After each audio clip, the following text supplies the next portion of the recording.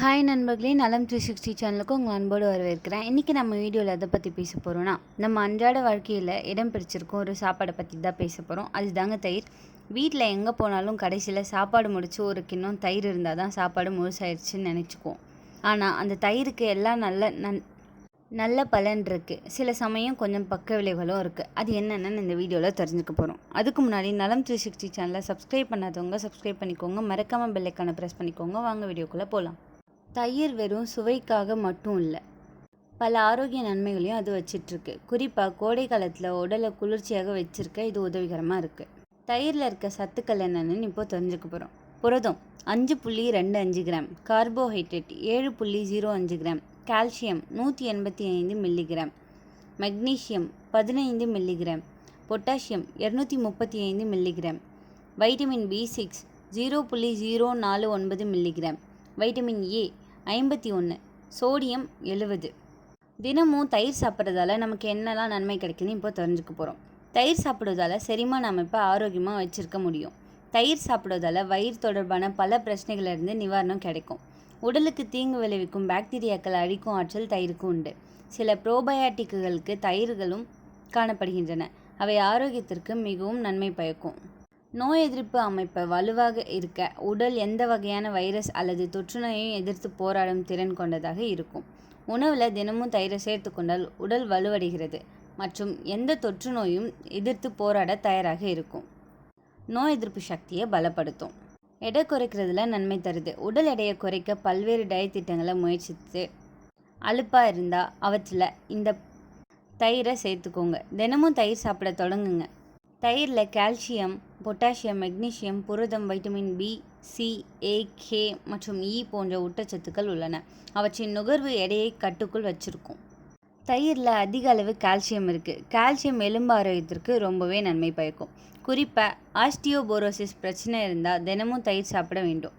Magnesium தயிரில் நல்ல அளவில் உள்ளதால் எலும்புகளை வலுப்படுத்தும். தயிரில் கொலஸ்ட்ரால் மிகவும் குறைவாக இருப்பதால் உடலில் இரத்த அழுத்தம் கட்டுக்குள் இருக்கும்.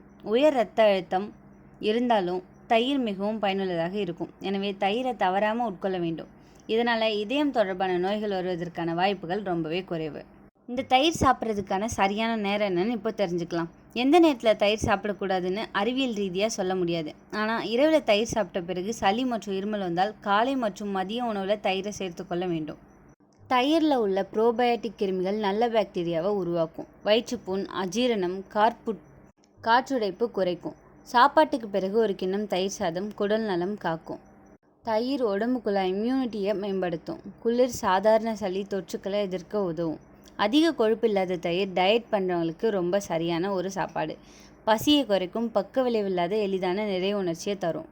முகத்துக்கு தயிர் தடவுனா இயற்கையான துவாசம், குளிர்ச்சி கிடைக்கும். சூரிய காய்ச்சல் குறைக்கவும் இது உதவும். கர்ப்பிணி பெண்களுக்கு புரோட்டீன், கால்சியம் நிறைந்த உணவு தான் இந்த தயிர். குட்டி பசங்க குடித்தா எலும்பும் பற்களும் வலுவாகும். இதோட பக்க விளைவுகள் என்னென்னு இப்போ தெரிஞ்சுக்க போகிறோம். இரவு நேரத்தில் தயிர் சாப்பிட்டா சிலருக்கு சளி, மூக்கடைப்பு அதிகரிக்கலாம். குறிப்பாக குளிர் பிரச்சனை உள்ளவர்களுக்கு தவிர்க்க பரிந்துரைக்கப்படுது. சளி அதிகமாக இருக்கும் மனிதர்கள் அடிக்கடி சாப்பிட்டால் உடம்பு மந்தம் மாதிரி ஆகலாம். எந்த உணவாக இருந்தாலும் எல்லைக்கு மீறினால் குடல் கேடு நிச்சயம். சிலருக்கு வயிற்றுப்போக்கு, வாயு பிரச்சனை கூட மாற்றம் ஆகும். ஜீரணத்துக்கு கஷ்டம் தரும். பழைய சித்தர்கள் கூட சுட்டி காட்டியிருந்தனர். அதனால் சர்க்கரை சேர்த்து சாப்பிடக்கூடாது. சிறுநீரக நோய், ஆஸ்துமா, சளி, குளிர் தொற்று இருக்கவங்களாம் கவனமாக சாப்பிடணும். காலை மற்றும் மதியம் சாப்பிடுவது சிறந்தது. மாலை மோர் வடிவில் அருந்தலாம். ஹோம்மேட் தயிர் தான் சிறந்தது. கடுக்காய், மிளகாய், இஞ்சி சேர்த்து தயிர் சாதம் சாப்பிட்டால் கூடுதல் பலன் கிடைக்கும். இப்போ என்னதான் சொல்ல வரீங்க? தயிர் நல்லதா கெட்டதா? எல்லை தாண்டாமல் இருந்தால் எல்லாமே நல்லது தான். நன்மையும் அதிகம். கவனக்குறைவாக சாப்பிட்டா பக்க விளைவும் வரும். உங்கள் உடம்புக்கு எது சரி அப்படின்னு நீங்கள் உணர்ந்து சாப்பிடணும். இந்த வீடியோ உங்களுக்கு பிடிச்சிருந்துச்சுன்னா லைக் பண்ணுங்கள், ஷேர் பண்ணுங்கள். மறக்காமல் நம்ம சேனலை சப்ஸ்கிரைப் பண்ணுங்கள். இன்னொரு அற்புதமான வீடியோவில் உங்களை சந்திக்கிறேன். பை.